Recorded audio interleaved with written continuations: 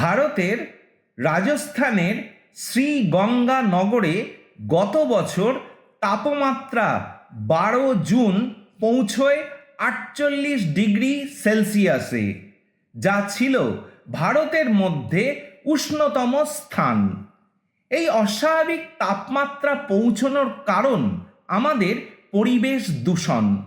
জলবায়ু পরিবর্তনের প্রধান কারণ হল মানুষের বিভিন্ন কর্মকাণ্ডের ফলে বায়ুমণ্ডলে কার্বন ডাইঅক্সাইড ও মিথেনের মতো ক্ষতিকর গ্রিনহাউস গ্যাসের পরিমাণ অস্বাভাবিক হারে বৃদ্ধি পাওয়া।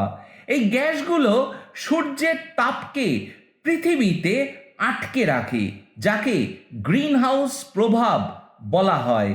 বিদ্যুৎ উৎপাদন, কারখানা এবং পরিবহনের জন্য জীবাশ্ম যেমন কয়লা, তেল ও গ্যাস পোড়ানোই কার্বন ডাইঅক্সাইডের প্রধান উৎস।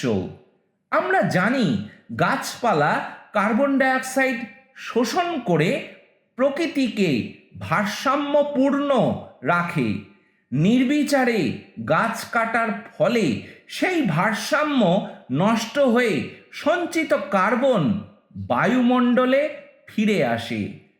গবাদি পশু পালনের কিছু কাজ থেকে মিথেন গ্যাস নির্গত হয় এবং জমিতে রাসায়নিক সারের ব্যবহার এই গ্যাসের ঘনত্ব বৃদ্ধির ফলে পৃথিবীর তাপমাত্রা ক্রমশ বাড়ছে, যার প্রভাবে বিশ্বজুড়ে আবহাওয়ার চরম পরিবর্তন ঘটছে।